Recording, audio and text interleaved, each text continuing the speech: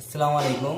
এই বর্ডারটা যে লাগাচ্ছি, বর্ডার লাগার কারণ হচ্ছে দুটো দুটো মাল, ওই জন্য বর্ডারটা আগে আমরা ফেভিকুইক দিয়ে চিপকে আঠা দিয়ে লাগাতে যে সিমেন্ট দিয়ে লাগাতে সুবিধা হবে, ওই জন্যে।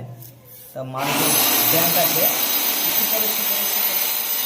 লম্বাতে 2 ফুট আছে আর চওড়া আছে 20 mm। তো আমরা কী করছি, দুই সাইডে ফেভিকুইকটা লাগিয়েছি, আগে প্রথমে লাগিয়ে নেব।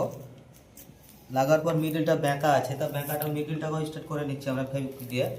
তো আমি যেভাবে লাগাচ্ছি, আপনারা আমার ভিডিও দেখে আপনারা এইভাবেই লাগাবেন, তাহলে মালের যে ব্যান্ড সেটা থাকবে না, একদম পারফেক্ট নিখুঁতভাবে বসবে।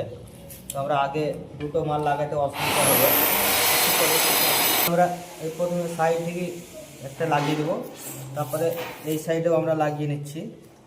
তাহলে আপনার দুই সাইডে স্টার্ট হয়ে গেল। এবার মিডলটা যে ব্যান্ডটা আছে, মিডলটা ব্যান্ডটা দেবে, এটাকে ফেভিকুইক দিয়ে আমরা লাগিয়ে নেব। স্টার্ট হয়ে গেল। এবার আমরা যে উল্টো পিঠে উল্টাবো, উল্টিয়ে আপনার এখানে যে আছে এটা ফেভিকুইক দিয়ে এখন জাম করে নেব। আমরা এটা ফেভিকুইক দিয়ে জাম করে নিচ্ছি, তাহলে পানিতে ভিজেলে আপনার এটা ছাড়বে না, লাগাবেন তখন একদম পারফেক্ট দেওয়ালে লেগে যাবে।